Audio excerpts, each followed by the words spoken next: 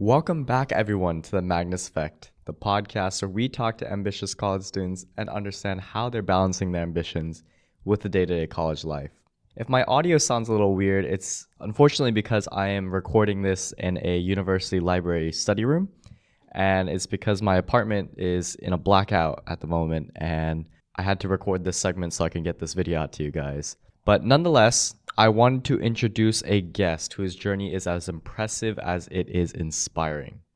Leanid is a UC Berkeley student who grew up in Belarus and has traveled extensively across the globe, giving him a unique and diverse perspective. In this episode, we learn about the challenges of adapting to new cultures, the power of building genuine friendships, and how curiosity and risk-taking can drive success in unconventional ways.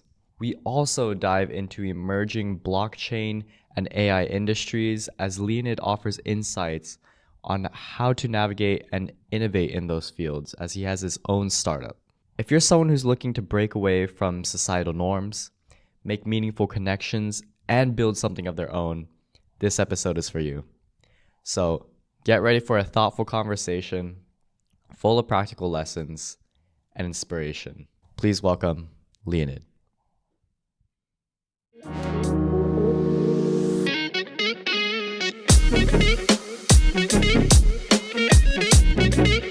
Very blessed to be as an undergrad here to just witness this type of culture in a way. So it's you're growing up and you have it in your middle school, high school, you grow with this culture. Yeah. And I grew up in completely different environment with different people, different values, everything completely different. The way how life is What did that kind of look like? So you were from Turkey, right? No, I'm from Belarus. You're Belarus. Oh, Yeah, gotcha. so I speak Russian. I lived some time in Russia. I lived a lot in Europe in different countries, but so I have different perspective. But it's whenever you're in California, I feel very important aspect for you to become a true person who understands California is to go to college over there. Yeah. And really understand what people are what their thinking process look like, and what are their thoughts. I feel this is an important aspect. I wonder people who come to California or the Bay Area when they say, oh, I know the US was like this or US was like that. I wonder if California is a good representation of that. Sometimes I feel California, California, New York, Florida, we're all our own culture, No, I feel there is 50 countries, not gonna lie. I don't feel whenever I'm coming to New York, it's completely different country. I feel it's people speak English. There's Starbucks and stuff on the corner, but it's a different economy. People talk about absolute different things. Whenever I go to Texas, I was in Austin, I was oh, that's Bay Area with Republican thought somewhere interesting. Right. And whenever I go to different places, I'm oh, it is interesting.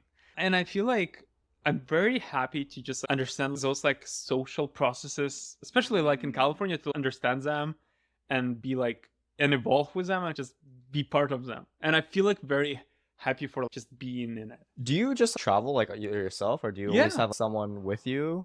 You know what? I actually, for the first probably 2 years, I was doing a lot of solo travels. I was going a lot to SoCal. Newport, what was first Orange 2 years? County. You mean what? After high school? After I moved to the US, after high school. It's a pretty interesting story. I was taking part in the International Geography Olympiad. Oh. So I have a silver medal on International Earth Science Olympiad, bronze medal on European Geography Olympiad. And I was pretty probably recognized in Belarus. I was more or less somehow you were that prodigy kid that I was this type of guy who was who can literally do almost anything, and you will be you'll get an acceptance, people will help you, people will open door for you basically, because you already achieve something and you have a pretty straightforward way to go, and basically you can choose whatever you want to do and you will probably somehow succeed.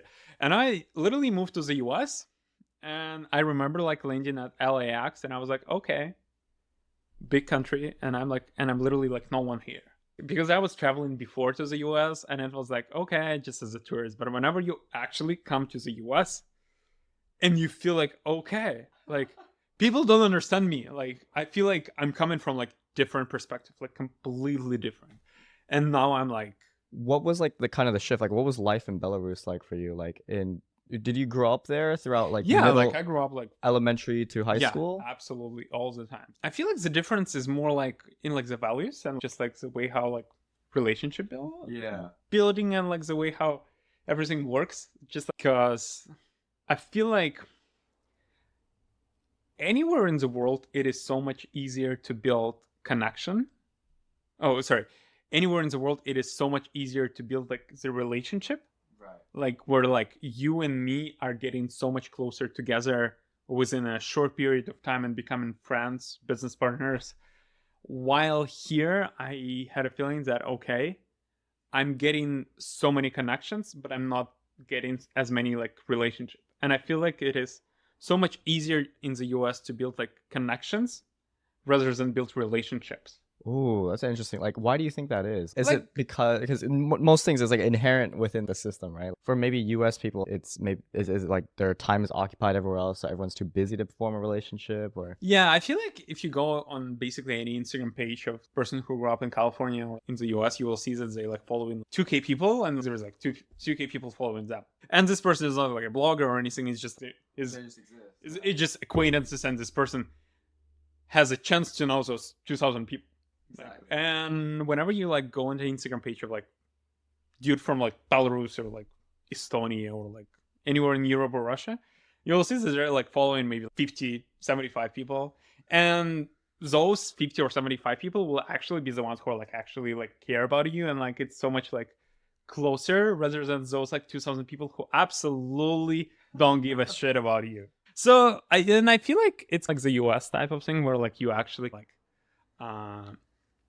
trying to find the most of like not like I would say value, but the interest, synergy, like common ground, like how you can work out together in for the pure benefit. Maybe I don't know. It might sound like very bad, but I feel like it's not a bad thing. But that's what I notice is that a lot of things, especially in Berkeley, I noticed if you're not really a match for me, we probably wouldn't be hanging around. Interesting. But like in Belarus, you'd say either you are a match, you aren't a match, you just still hang out with each other.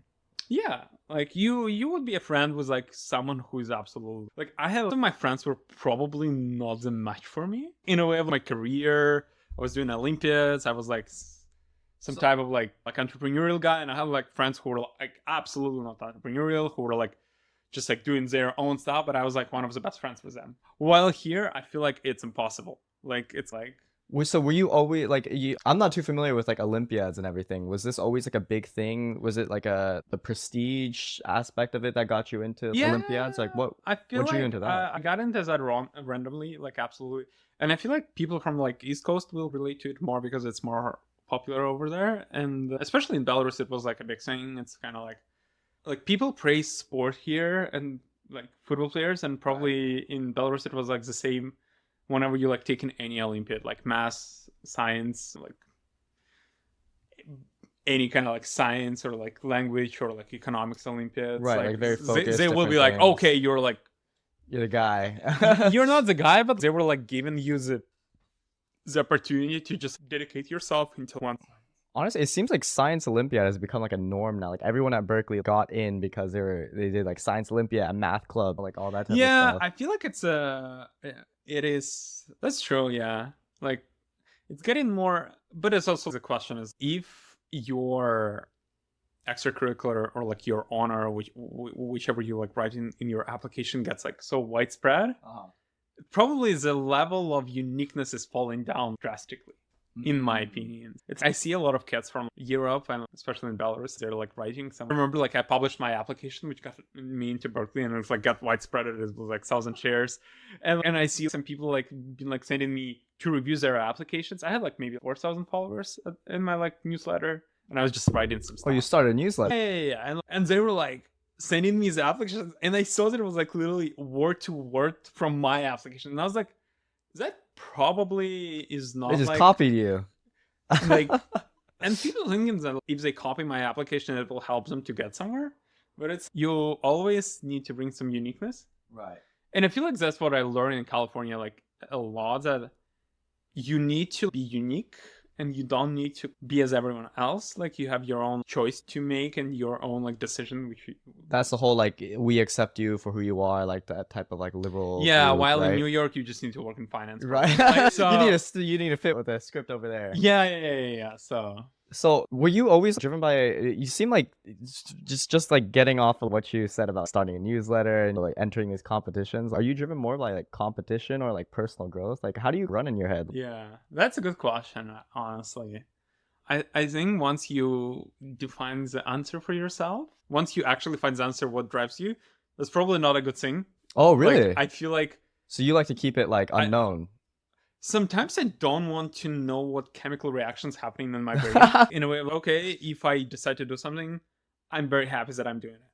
But in terms of, I'm pretty competitive, and I'm pretty competitive if I know what I'm competing for and what's like the benefit at the very end. Yeah, like with whom I'm competing, especially. I feel like that's a big sign. I would love to know my competitors like in the face, and because like also like probably as well. Coming from Belarus, Olympiads learned me a lot because I basically knew everyone with whom I was competing.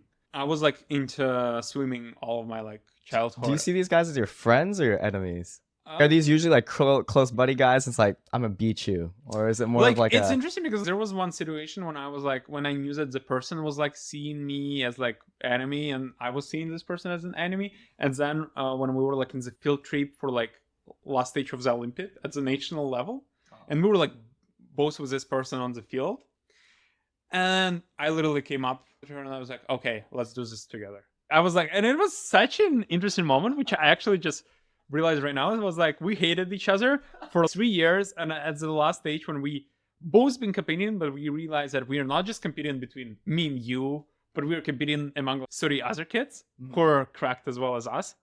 Like we have to coordinate. So I feel like seeing your competitor as an enemy is a good thing, but like you need to have a certain line when like you actually like it's not like you would be doing some you bad thing to this person. Like I, in your mind, I think it's nice to motivate yourself. You mentioned like earlier on about like how in Belarus you're like pretty recognized for being able to like you were like the superstar. Not like a superstar. I wouldn't say so. It's a very small community. Like the country is like 9 million, and whenever you like go into International Olympiad, it's like literally 10 people. What were you doing that to get to that point? You think to get recognized like that? I feel like mentors is a very good thing, and I've probably not like. I have a very interesting way of living. In a way, I think to achieve something, you have to build this setup of things around you. And you have to like build your access to open the doors where some people are. And I was like literally like reading the book, and I saw that okay, this author has read something what was like mentioned in the previous Olympiad. I have to talk to this person. And I feel like coming from the competition aspect, right, like that competitiveness. I was like, okay, this enemy is probably studying that, and this enemy is doing that, but they're definitely not looking from this goal. I was coming from the perspective, okay, this person is doing that, this person is doing that, but what about... So you really embody like questioning the norm, or you deliberately go out of the way to figure out what are people like not doing. Yeah, and that's why what I'm doing right now, like I'm working in like DP in blockchain AI industry, and it's like, it is absolutely like what you would never imagine doing. And that's if I ask myself a year ago, I would be like, no, but I feel like sometimes those like decisions are probably the good way. It's, in my opinion, is that if I listen to the social norms of just not asking myself some questions and just okay, it is what it is, let's do it like that, I probably would be like somewhere in Belarus like doing nothing. And it's an important aspect, I feel like, not for just me and you like in our age, but I feel like for everyone, like it's like to be able to ask questions and ask yourself. Right. So are you all like, not only are you good at asking questions, like understanding that, but it also seems like you have a really high bias for action. Do you know like where that comes from? Like being able to take action. Would you say you like to plan everything out before you like go into something, or are you more of just let's try this out? Yeah, I feel like I'm probably good with strategy, like long-term one. Like Like whenever, for example, in my existing company, we are like right now hiring people, and there is only one job like requirement I define for people. I don't really care if blockchain industry, I don't really care if like AI industry. Like this is a thing we can teach you. Literally in 6 hours, I can explain you all, I can meet one-on-one and do it all. It's not like the issue. I'm not looking for you as an like expert. I'm looking in like people, and especially in my friends and like people I want to have around, only one ability is to be able to connect like two different dots together. Two different, the being able to be logical about things. Yeah, imagine you have a report and you have something else. This is what I learned a lot from like our founder Rogzhang, like how to do it. Is you have something here, you have some project X, you have project Y, and you have to find how to work with them. And that's like when you are able to connect two completely different things together. I feel like that is a very useful skill. How do you even look for that though? Do you just do you give them a case and then it's like, how well can you tie these two things together? How do you even look for that? I think a lot of things helped. Also geography in my life, even though I haven't taken any geography class at Berkeley because I was like tired of it from studying all of my life. I feel like whenever you can connect like how one process in Southeast Asia connected to the economy of North Africa, like those type of intersections, it helps you to develop this like frameworks of, okay, like we have a company which is like doing the decentralized storage, and there is like a company which is like, for example, doing some AI sparse models, and we have our infrastructure for like edge AI, like how we all can collapse. So like their community benefits, our community benefits, and like our project is growing and they're growing, and it's that our proposal will be seen. They will see a FOMO in our proposal, and they will see that they're benefiting from us. Those type of things I really appreciate in people when they're able to just take two completely different things and tie them together. Yeah, for sure. Like it's a very important skill, and that's probably like another valuable thing about like perspectives, right? Like I just had a conversation about this. It's like, how do you even like value, how do people value, see how much perspective you have? Are you someone who values a lot? It's like someone who has a lot of perspective, even though it's not like a really tangible technical skill. Like most of us in Berkeley, it's, do you know programming? Do you know blockchain? Do you not?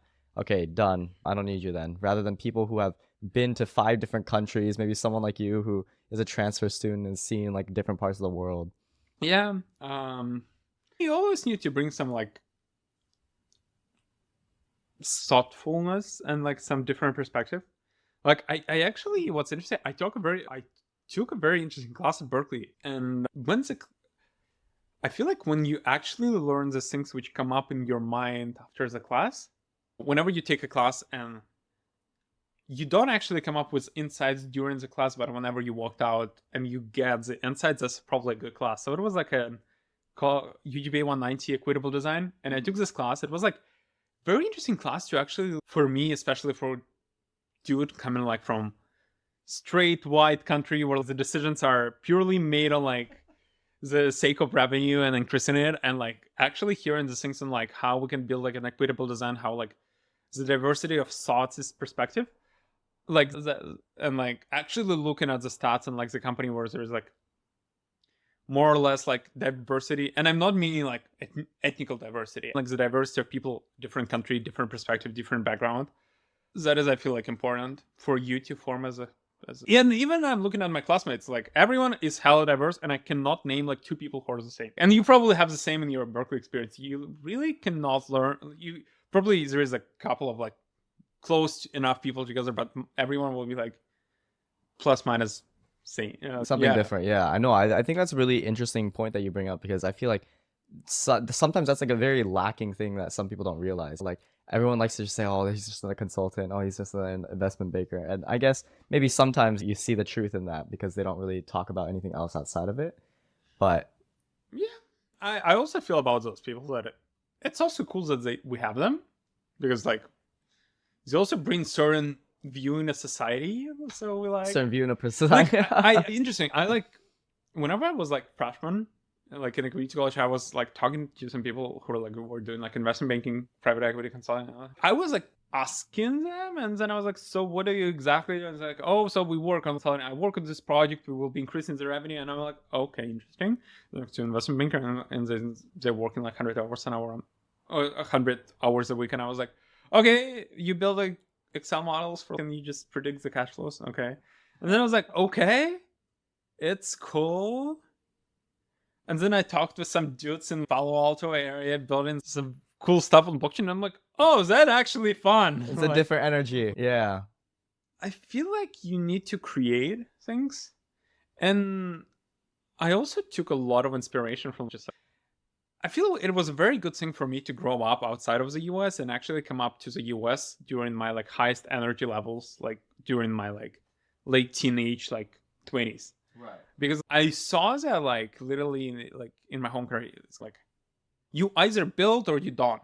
Like you either do take risks and build. And there was a conversation with my roommate literally like 2 days ago, like at 3 a.m. We were like talking and I was like, so Kevin, you either, in my opinion, take a risk, go and pursue something and like just go and do, rather than just leave an already predefined like way of becoming a software engineer or investment banker. Like you will never knew what was waiting for you, what was actually what you could have been, like your potential. Yeah. That's a good thing. Yeah, I definitely agree. But I've been guilty of this also, and I feel like what most college students like to talk about when we hear that advice, like we inherently know we should take risks, but it's also, I find it hard on like how to get started. So for someone like yourself who's worked on so many projects, do you usually start off on your own and then hire, or do you usually try to go into everything with a team? Yeah, I don't think that first of all, I haven't worked on enough projects. Really? Because I feel like I'm looking at some Berkeley kids and I'm like, okay, I did nothing. I think you compare yourself to then, or do you not compare at all? I don't believe in the comparison because it always leads to the depression, like thinking that like the imposter syndrome. Because you also, one of the things, whenever you're looking at LinkedIn, you never know what the person came through to actually get to the point. It's like, you never know what actually is a human experience to achieve it.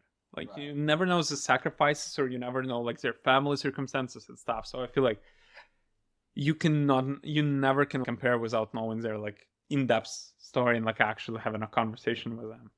But back to the question, I feel like I genuinely have many ideas in my head, but I feel like some of the things would be cool to build just as a side projects and leave it on GitHubs and actually pursue it as a startup. Like I feel, and maybe it's called maturity or maybe it's called like lack of energy, but I feel like you need to clearly define your chair and your table where you want to sit, and then just protect the thing you built.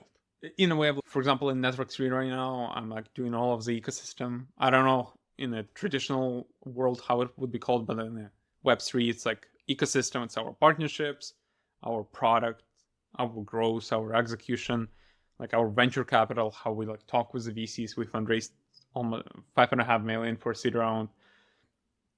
And I feel like when you're young, you need like just define one thing which you think will go big and stick to it, rather than just try to build some cool startup over the weekend and try to market it. It's a good idea. Maybe you'll get into YC, but... So when did you know what you wanted to be in Web3?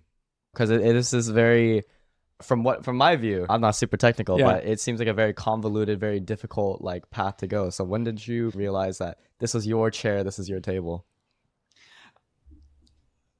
I still honestly don't think that it's like the area where I would be for the rest of my life in a way. And I feel we probably will never actually see the Web3 as a whole industry. I feel like we probably will just transition into this.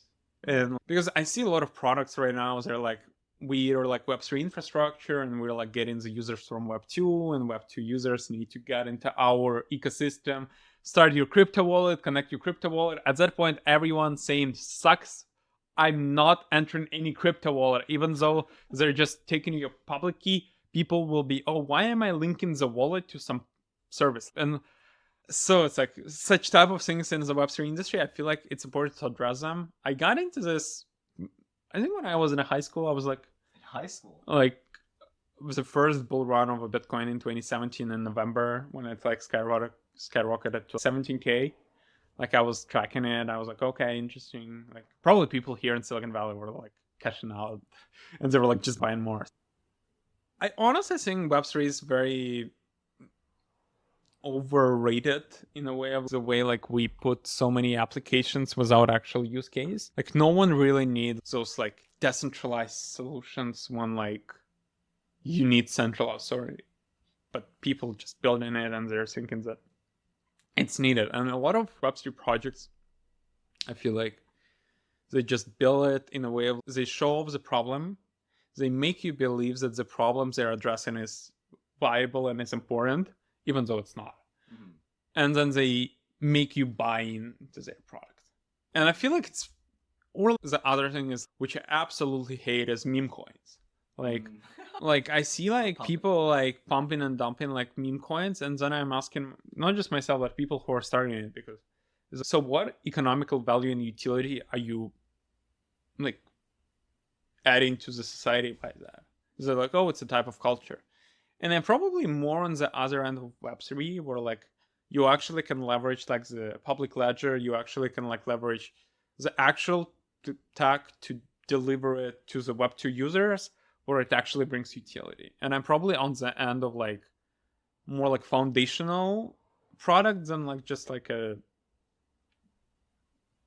meme stuff or whatever. Like I feel like the concept is very similar to like Web 2. And if you're like just in a traditional business will go and show off your meme as a pitch deck, you probably will never raise money. And I feel like in Web 3 we will see it very often. And like such things as Network 3 and what we do is probably one of the things which like kick out people who just talk bullshit, because we do like foundational research and we do the partnerships which are actually like bringing the utility rather than just like this hype and marketing. So for someone who hasn't like super familiar with like Web3, like where is the industry going right now? Like I know you talked a little bit about, we probably won't see in our lifetime like it completely play out, but there will be like a big transition, you said, or adoption? Yeah, I feel like the transition is going to happen just in the case of like that. People will start using the applications which use blockchain without even knowing that it uses blockchain. Like you probably will like just get your... Does that exist right now?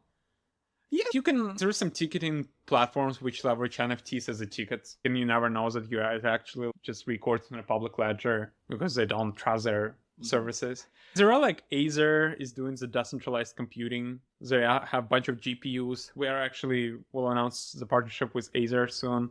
It's one of the biggest GPU projects in AI GPU projects in Web3, and I feel like they're like doing it pretty successfully. They're like advertising it like for Web2 businesses, right? But they're using Web3 like blockchain stuff, and I feel like very happy for that. Like there is actually like clear use cases, and I feel like that what will happen. Like cool example is like Tesla just announced a robot taxi, and you will be able to buy the robot taxi and just let it to drive around the right. The $30,000. Yeah, like and a lot of people will see it as an investment, and I see it like, okay, and most likely it actually will be like that. You will have your like own wallet, and like you will have a smart system where it's all distributed in a way of like you have a cars driving around.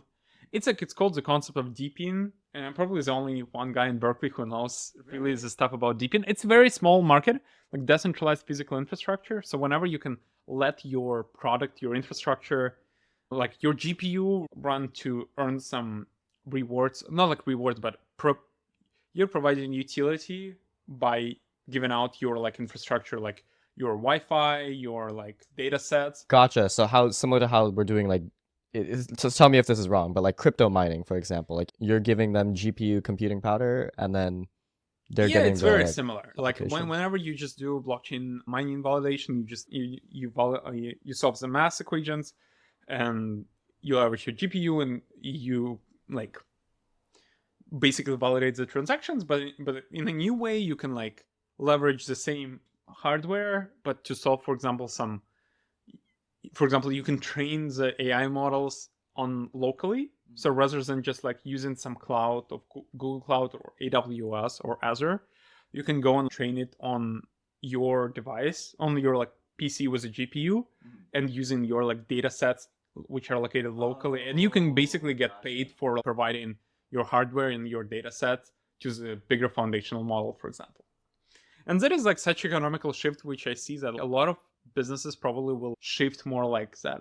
Okay, you own some piece of hardware, and we actually can pay for you if you like provide it to us. And I feel like Tesla did like very big thing. It's not like decentralized still, but maybe they will decentralize some things that you can buy in and you can earn rewards. And I feel like it's like the future where like people will be able to build more like income streams by providing actually their hardware to the. So as like a company and as someone who's been working on something within the space for the past 3 years, is it? No? Yeah, I feel like for Network 3, like since April 2023, so I don't know how many months, but. Oh, gotcha. Okay. So is the most important thing for you to, because I'm assuming you're much less on the innovation side, but rather like the implementation side of things, right? I feel like both, like innovation. I feel like innovation coming not from like the way how we do the federated learning, how we like do this like framework of decentralized machine learning, like zero knowledge, like ZK proofs on did you actually did the compute right? It's all been like already described, not like even 1 or 2 years ago. It's already like the research had been made. There was no one who actually built like a nice PM, who found the PMF between the nice stack and like the people who need it. And I feel, and it's also very interesting thing, like whenever I see especially Berkeley classmates who are like saying that, oh, I will go into investment banking, or I go into venture capital, or I will go like into software engineering, cool. And then I'm asking myself, who actually will be building things? Like I see a lot of, I see so many things which can be built, and I feel like a lot of people are just trying to go into the side of like of working with those like build ups, but don't actually many people are actually building. And I feel like we need to build more. And so how would you try to change that? Let's say you become a professor here at Berkeley and you wanted, and your mission was to create as many of these high risk takers as possible. What would you teach in that course?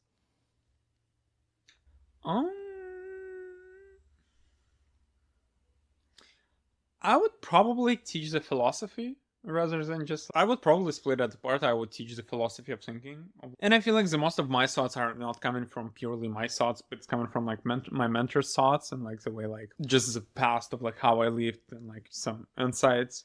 And but if I were a professor, I would definitely like just prioritize the philosophy of like how you need to approach things and like to construct it in your head. And the second one, I would probably just teach some hard skills on if you're approaching this industry, how you should do it. But like most of people I see like who build the things are usually not the people who are the healthiest one. In a way, it usually comes up from like something what happened in the past. Oh, like why you want to drive Lambo and earn to it and drive it when you're 25. It usually never comes up from like just from a good thing. And people don't really end up like coming back to our thought. You never know what people came up to actually compare. Like most of people who actually achieve things and build something and earn a bunch of money, they're usually earning it not because of their past life was really good and it had no struggles. They're probably doing it because their life sucked before and they want to fix it. So it's like one of the things I think.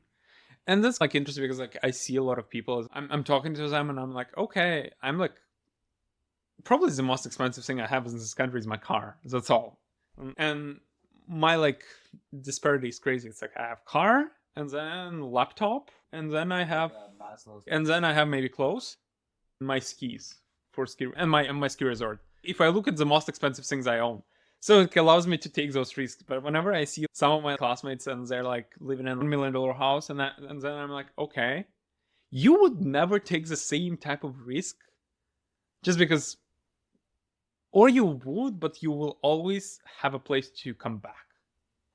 And that's what I love to see, and I like learned and probably prevented myself, is that I see a lot of people who like I will be building things whenever I will be like 25 and more. But whenever you are actually getting older, the things which you own will own you. Like you probably will have family. Your family will need like a runaway. Like you will need to, and you will be owning the things. You probably will own some real estate. You will need. It will add you more complexities on like just starting off, because you will already have something to lose than just do when you can lose anything. Right. Like so, I don't know. That's like my thoughts and my view. I might be wrong about it, but that's what I developed myself whenever I just talk with someone, I'm like, yeah, let's do it. What I lose at the end, nothing. I may lose my time, but I feel like if you're a person who knows these things, who pretty confident, you will achieve it. And it doesn't matter in Silicon Valley, New York, or in United Arab Emirates, like everywhere, you will find the people, you will find connections. So I feel like the most important thing you have is your skills. What skill do you think was most pivotal to being the person you are today?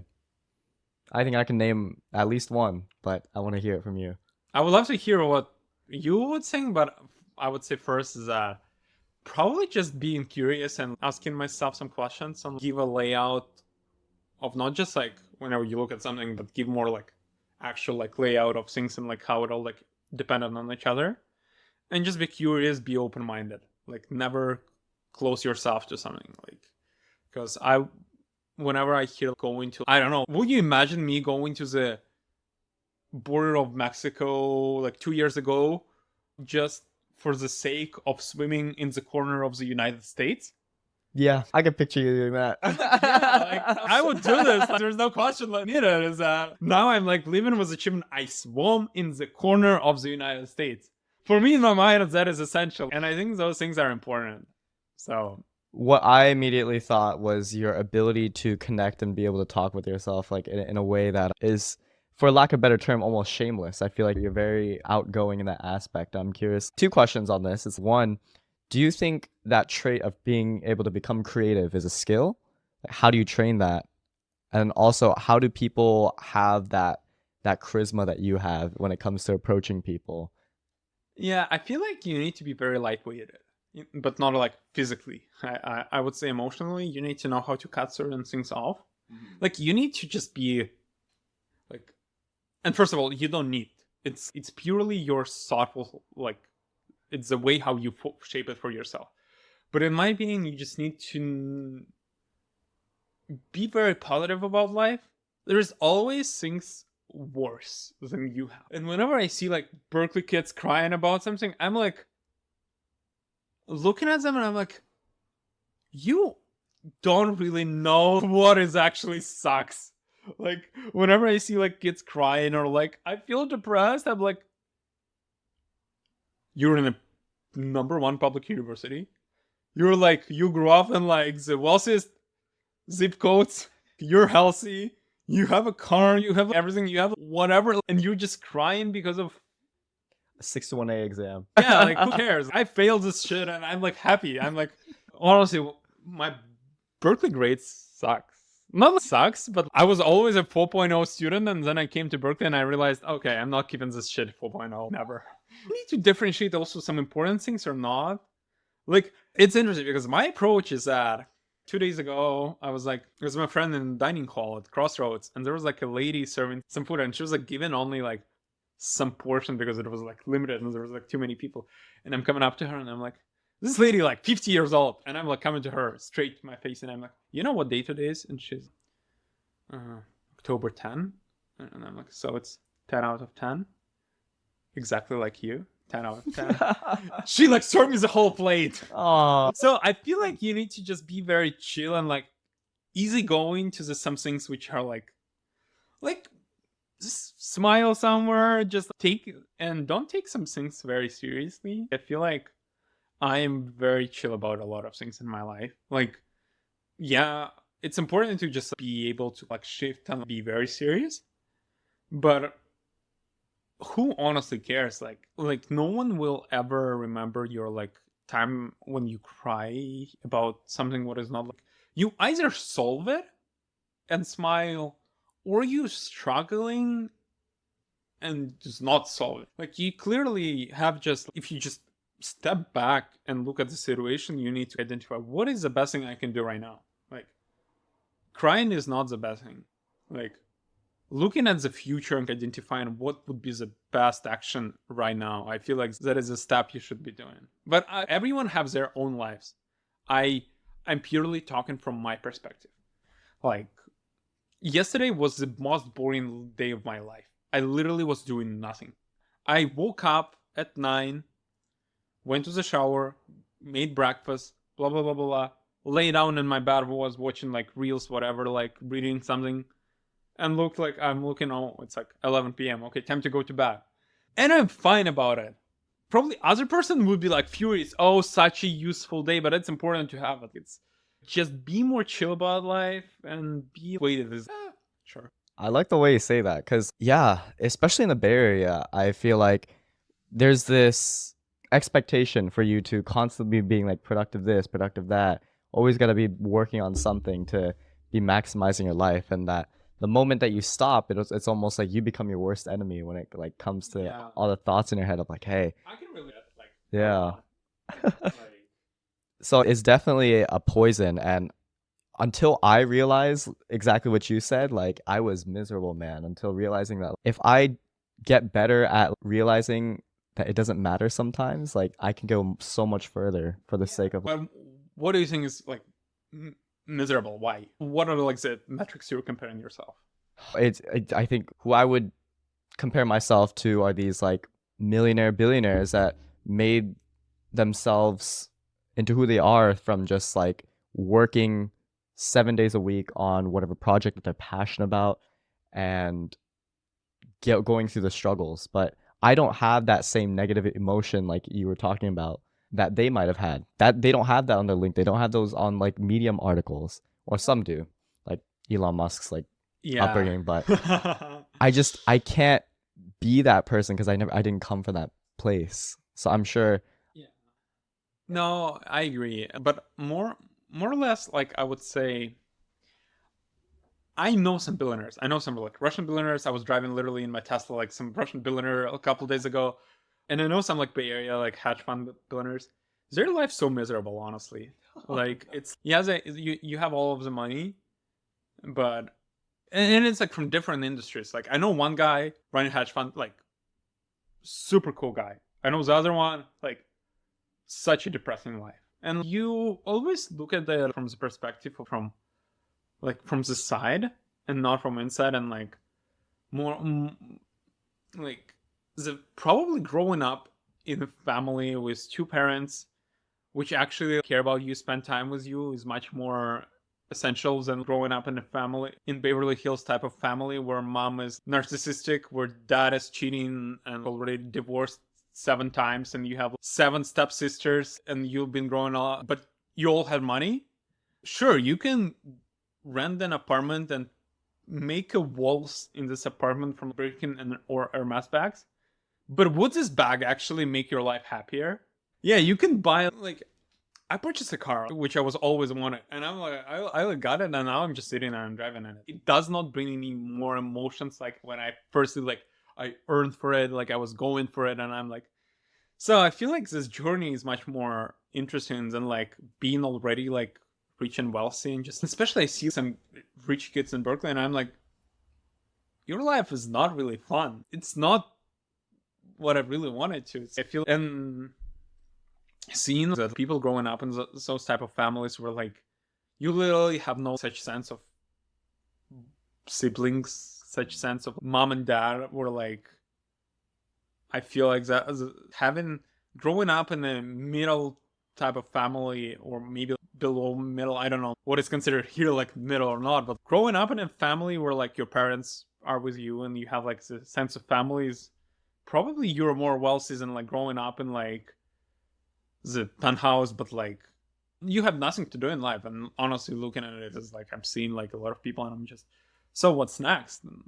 Like, we gonna go travel? Sure, you go travel, but what's next? I feel like this like way of going to somewhere is like The best part. It's the best. Like whenever I was like, and now, and it's honestly, if you look, Magnus, at the back of your life, like the best things making your life the best are the stories and like experiences you had, and those experiences probably were never connected to money, and they are more likely were less connected to money than the ones where like you purchased something and you went to the fancy dinner. So that's like my vision. I don't know. I wanted to relate that to like how most people approach like dating, you know. I've heard many stories where essentially you would have someone in your life that fills 97% of your criteria or who your ideal partner would be. But then being with them for so long, you start focusing on that last 3% that you don't have. And you go actively seek that 3% in someone else. And when you finally cut off that person was 97% and go to that 3%, you realize everything else was so much worse. Like she's like everything, all the other categories only total up to maybe 45%. So you get that extra 3%, but now you're only at 48%. And I just want to relate that almost to what you were saying about like how we take a lot of our privileges for granted. You know, it's like it's ridiculous how I think most of our 3% is money without realizing that like 97% of our lives is complete. We have a loving family, we have siblings, we have this, we have that. We're at Berkeley. You always will be in like how it's called, like not in a demanding economy. You always will want something more what you don't have. Right. But they're like usually, and I would honestly say the more you care about money, probably the less likely you will end up with money. Like I see it's also like whenever you build not for the sake of money, you build for the sake of solving some problem, and then you gotta pay out. Like in terms of like dating and stuff, it's also like your partner is like your co-founder, and you need to be very selective. Like I was just reading the history of this ex-UFC fighter Bivol, and like how he like getting millions, but his wife is literally shit talks about him. And he had a fight yesterday, he lost because probably he's not going through the best things. And I'm looking, you're like one of the most successful fighters, but your wife is literally putting the kids against you. And then I'm like thinking, oh my god, it is also like very interesting. And I'm like happy that I lived in different countries and I witnessed different type of relationships where like I see like Russian, like post-Soviet Union type of like family. Can you describe that to me? Like I'm not actually not sure what that is. It is much more traditional, like where like you actually you just have a dude doing some business working, and you have a wife who's just watching the kids and spending time at home. Right.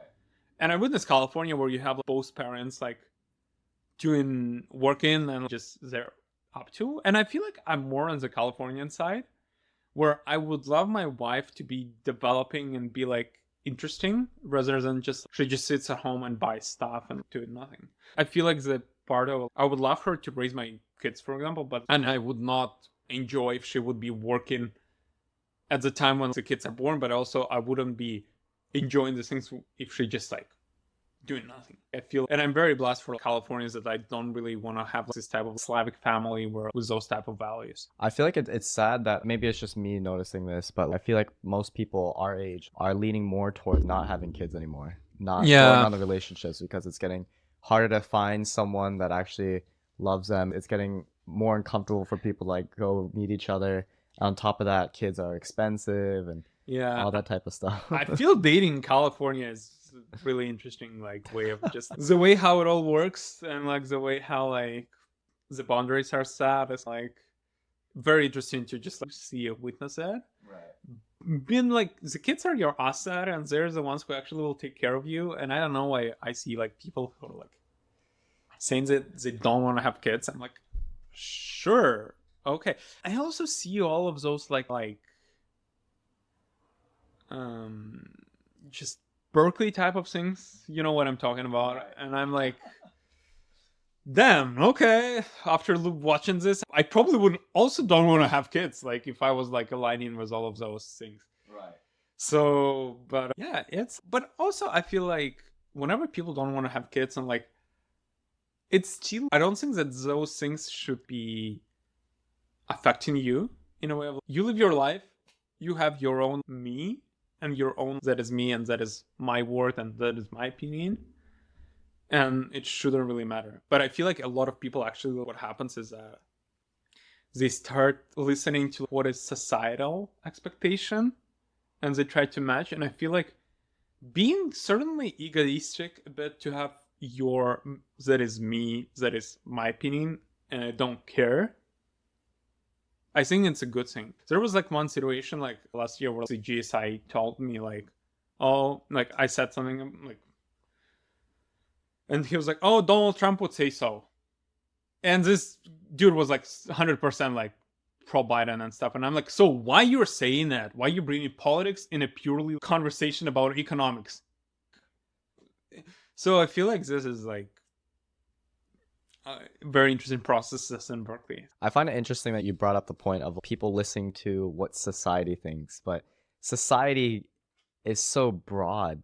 Like, that's what I started to notice. Like, we love saying that society expects me of this, society expects me of that, but sometimes society is just one podcast you listen to. Maybe it's just one city that you're living in. Maybe it's just like this, your Uncle Ben. Like, it's funny how we throw that word around just to make excuses almost, or make it easy for ourselves to just justify the way that we act.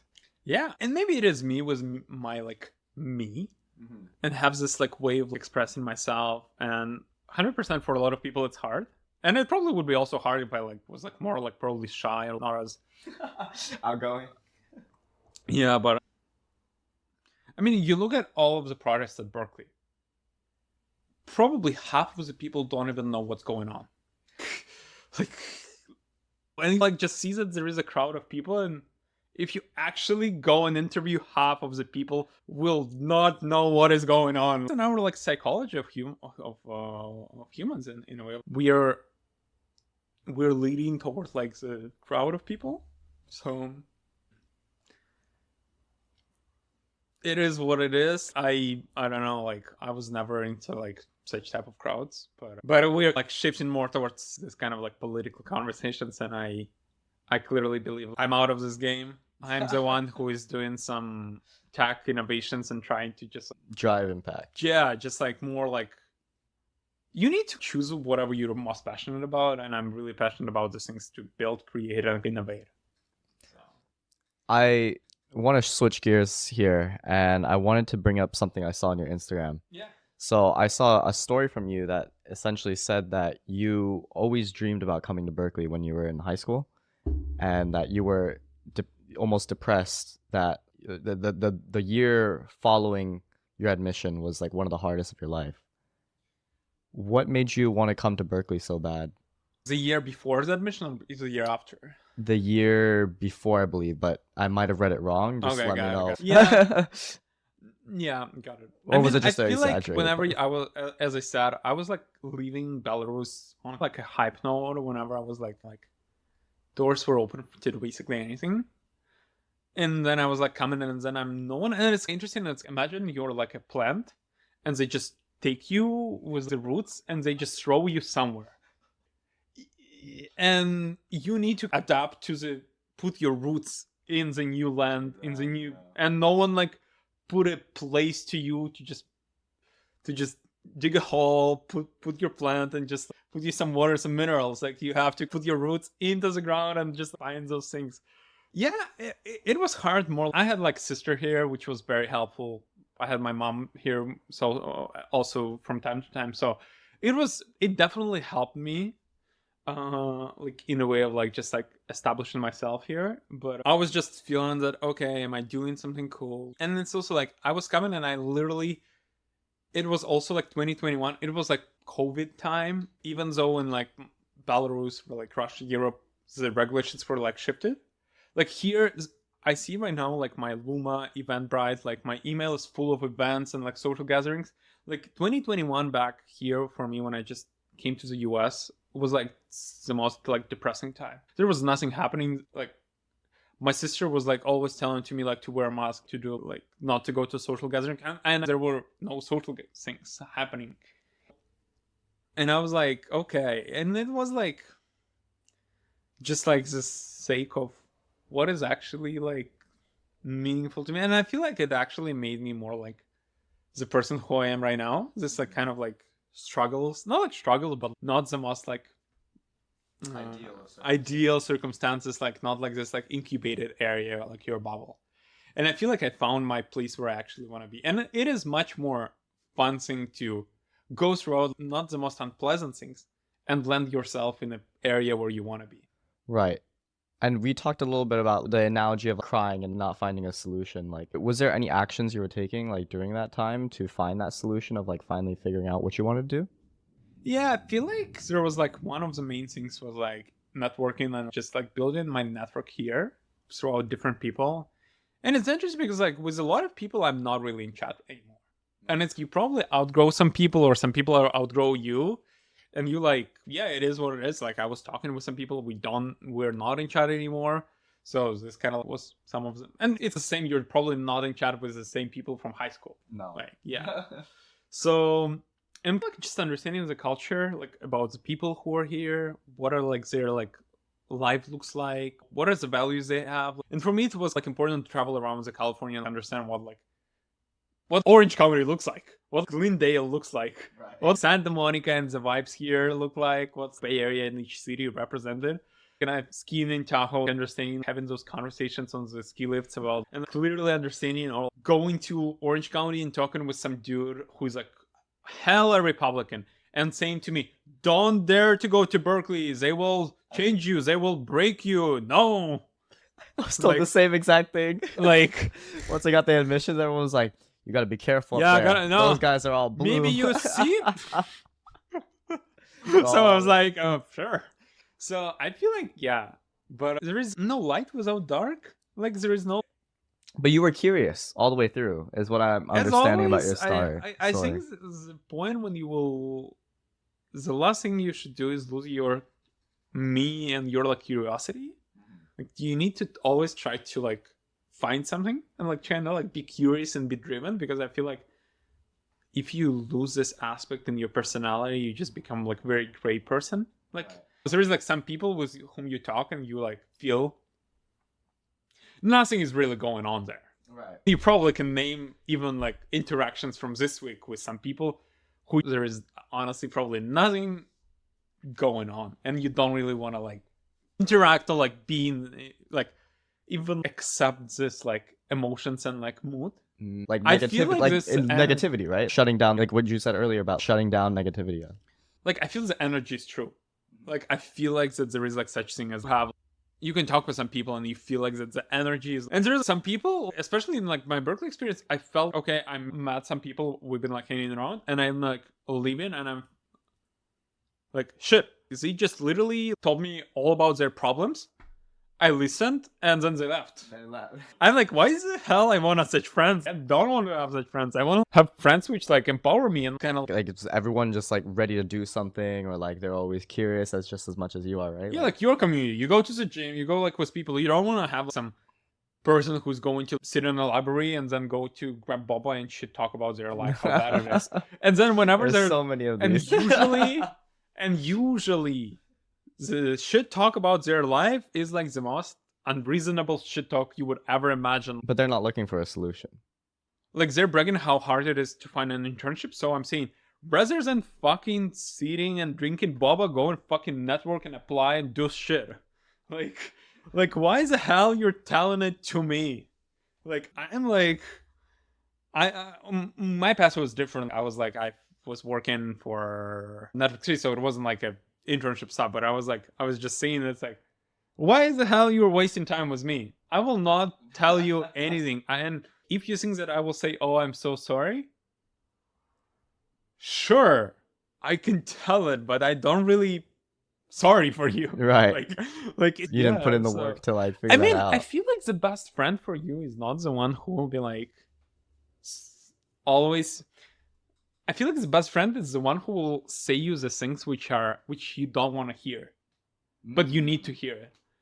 While in Berkeley, I see there are like a lot of friends who will just say things you want to hear, but which are not the best for you.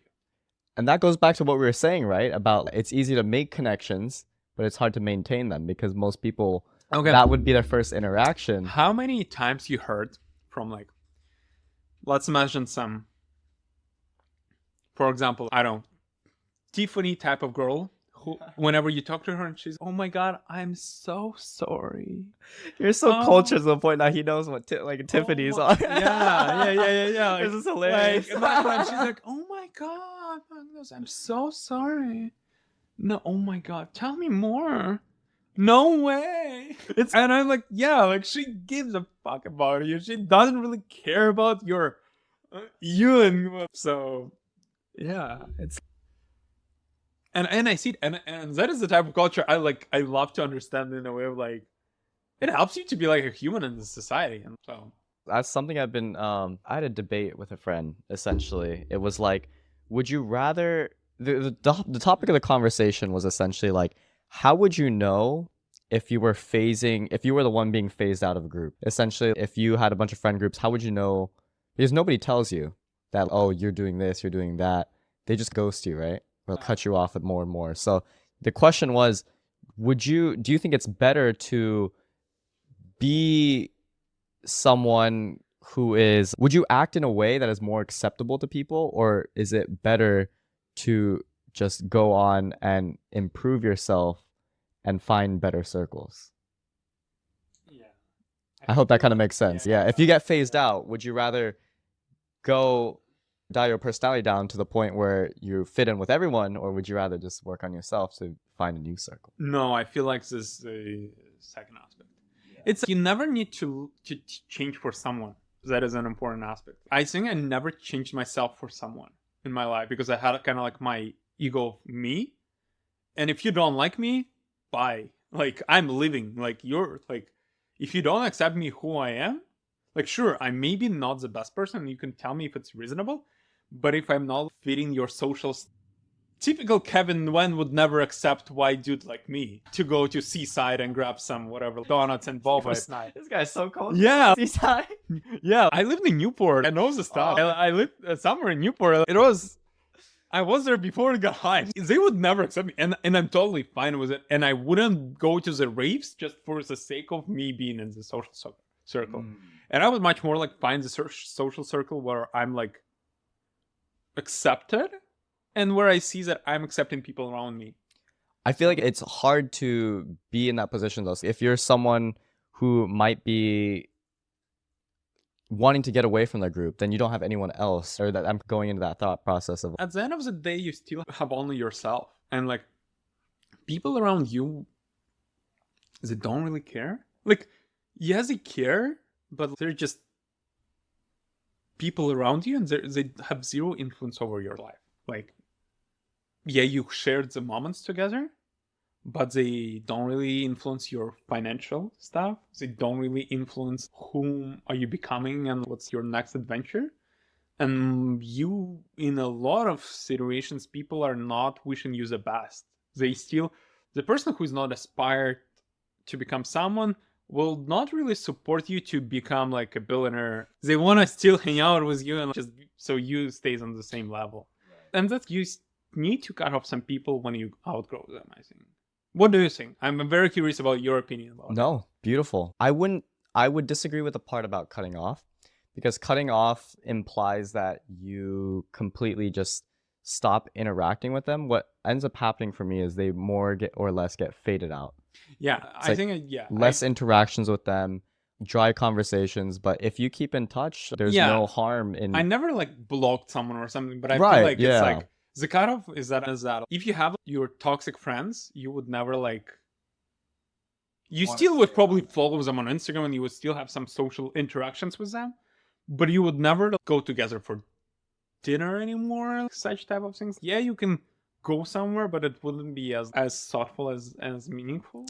Like it's mentally cut off, almost, right? You become more like mentally unavailable to them, and like more like this type of thing. Like I feel.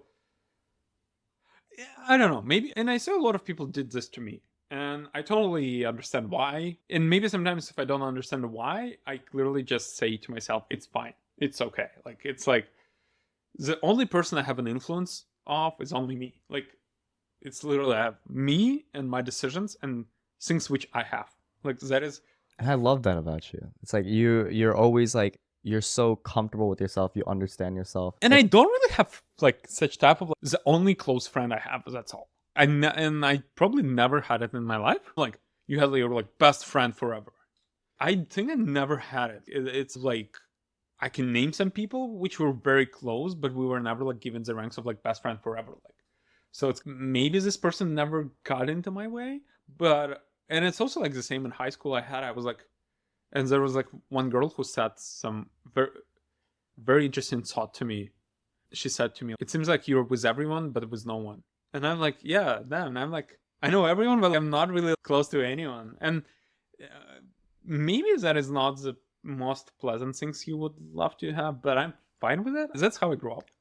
I know exactly where you're coming from. Yeah, like I thought that like throughout the entirety of my high school, even going into college, it always seeped in my mind. I don't have a best friend. What does that even mean? I feel like it's hard because it's almost like a relationship. There's so many different definitions of what a best friend is that maybe we do have those close people that people would otherwise associate with the bestest friend, but to us it's more of they're just another close friend. Like, what does it even mean? Yeah, I had it in my childhood, in like 3rd or 4th grade. I had a friend, and I thought that he was my best friend, but then he also had 2 friends like me into his circle, and then I was like, okay. And then I started to cut off him, but not cut off is that I was like starting to not actually go out as often and stuff, and like just like then we don't really talk anymore. So, but I still feel like it's a better perspective to be independent and be yourself than just be dependent on some guy who's your best friend. If I were waiting for someone to do experiences together for a trip,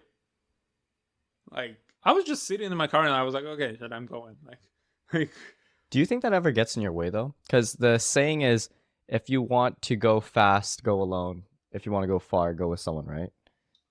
Do you think it ever holds you back? That's very good, actually. That's a very good quote. You always go with someone, and it may not be the same person, but it's if you imagine almost every day you have a social interaction with someone. But if you during the day, if you have no interaction with a human, and probably there is like some people who actually have it, I feel like it's bad. And you would not go anywhere. Like you still need to have like social interactions with people. Probably will be different people. Like if the only one thing I feel like is a lifelong is brotherhood or sibling, like sisterhood. Like when you have your like sisters and brothers. Like for my sister, I would do anything like this type of thing. But like for friends, I would be happy to have a person whom I can like fully trust, and I never met it, and maybe it's somewhere, I don't know. But living a life when you're like independent and just like you are you, it is fine. Yeah. No, I think it's underrated that people don't talk about the value of independence. Yeah, and moreover, if you go over Berkeley and ask people about their social groups, and if you have some toxic stories, there will be a lot of toxic stories. Almost every friend group has it, and then you ask yourself, do you want your brain to be like full of toxic conversations or even this type of energy? Be with that, and I feel like no, I don't really want it. There was a point where I realized that, and I would always just try to whenever someone came up to me about their relationship problems or whatever, I'd immediately just give them a solution. If they didn't like that, they would essentially just stop talking about it. And now to this day, people don't really come to me for like relationship problems anymore. No, yeah, and that's it's so funny. And Magnus, you probably just saying to them things which they don't want to hear, but which they need to hear. But I don't want to hear also. It's like you come to me with a problem. I'm offering a solution. Yeah, but you don't want to apply that solution. And that's why they will go to their fake friend who will be like talking about. Oh, it'll be okay. Yeah, I'm sure they didn't mean that. Like they will say the things which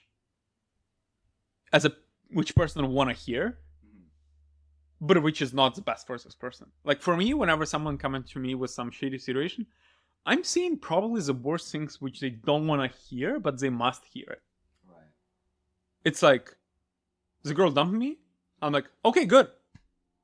Go to the gym, do your stuff. Like, find a hobby, like, do things like, sure. Like, and if she left you, the problem is not her. The problem is you. Why she left you. And they're like, oh shit, no, yeah. And that is not the things which you want to hear when you have a breakup, but it's like the things which I'm like, you gave a reason for a person to leave you or cheat on you.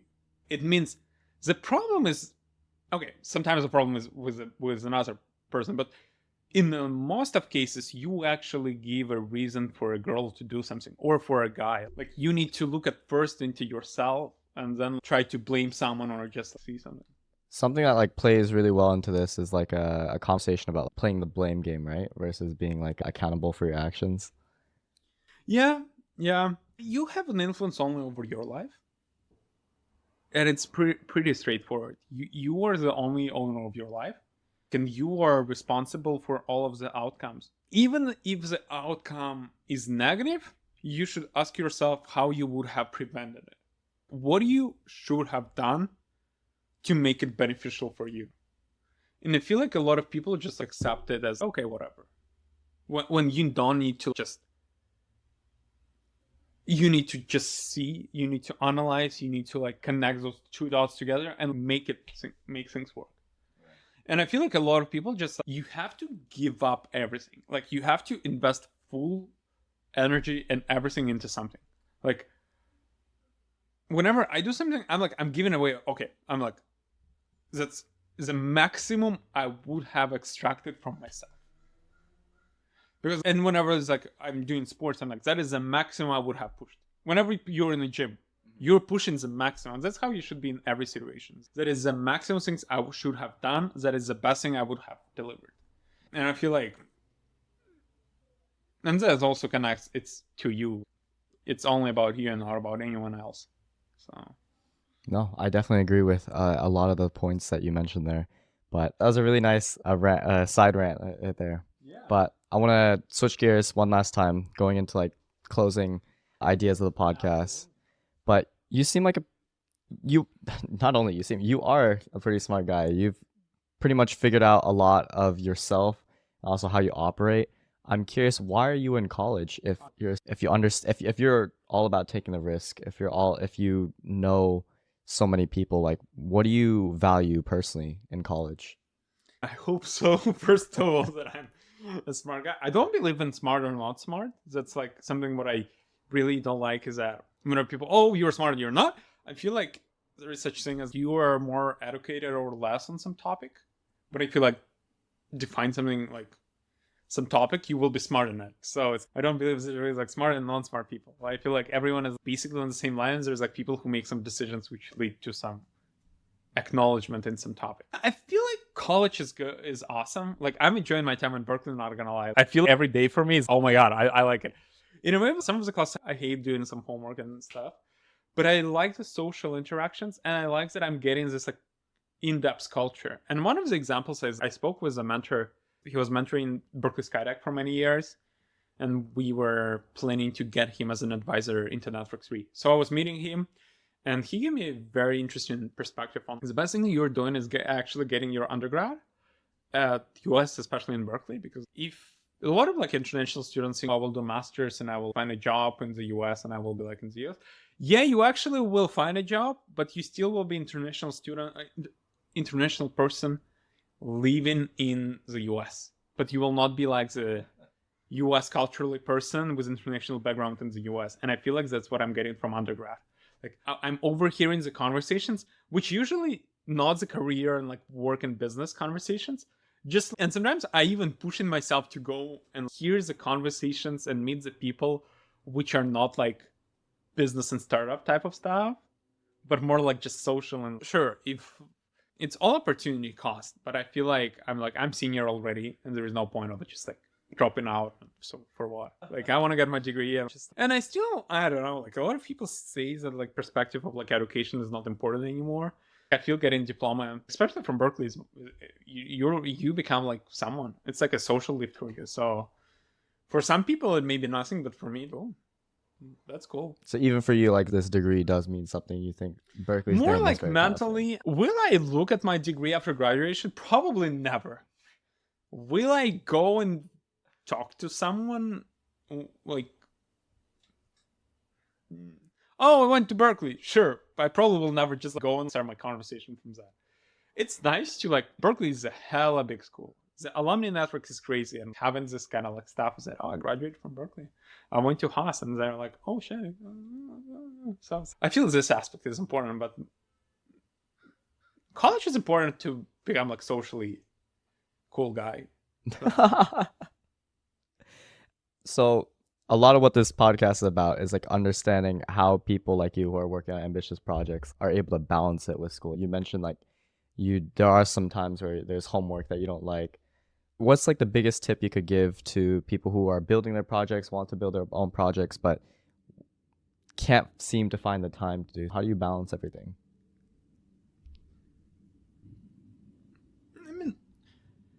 your balance comes from your decisions, and your decisions will define the balance basically. And you need to define the opportunity cost. Like for me,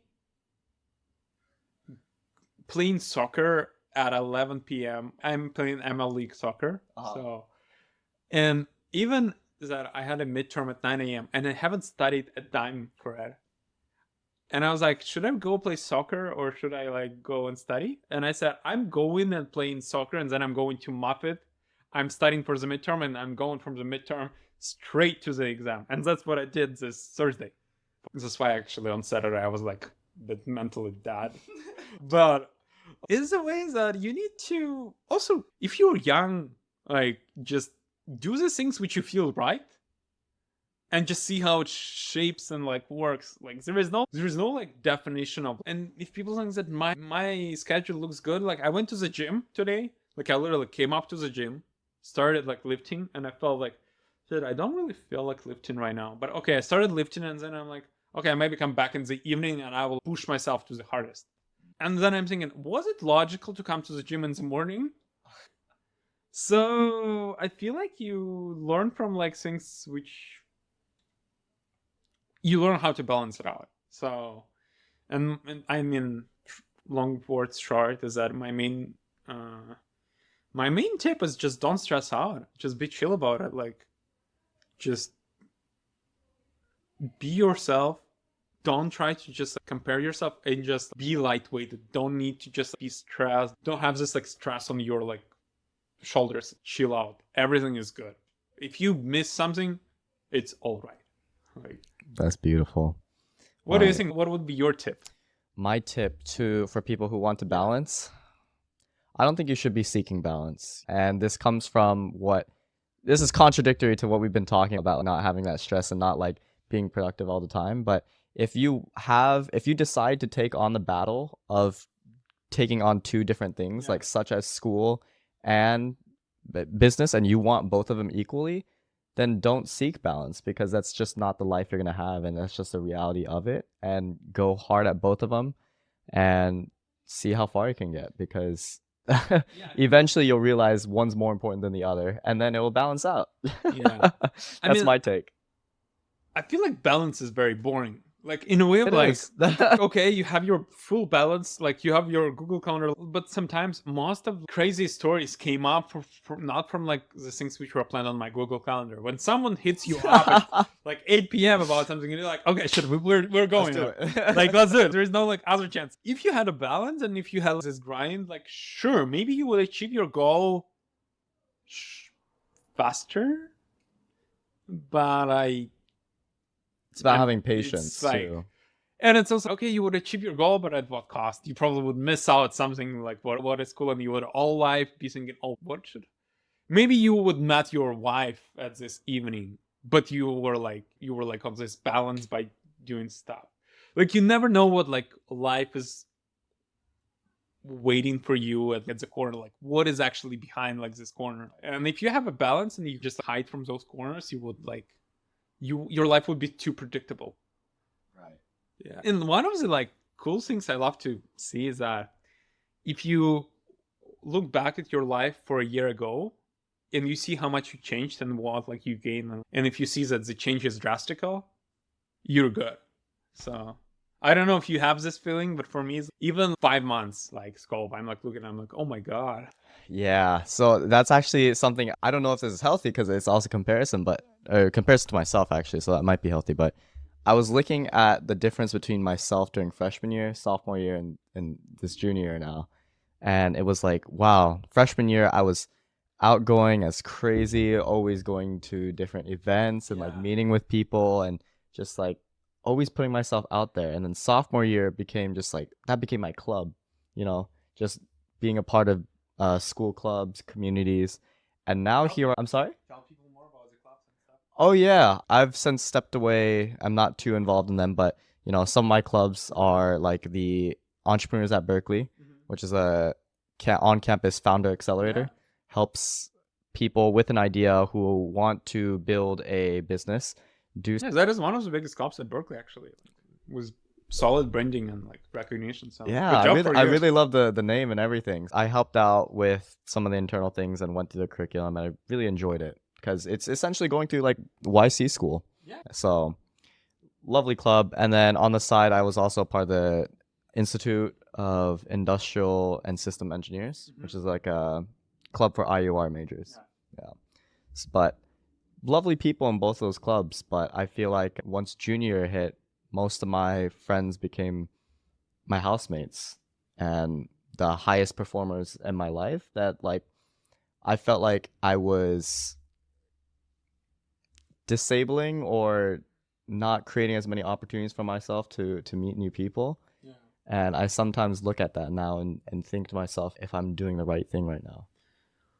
Yeah, we're doing a good job. And as I said to you before we started, is that you are doing it consistently as a podcast, and I respect it in you, and this consistency is actually a balance.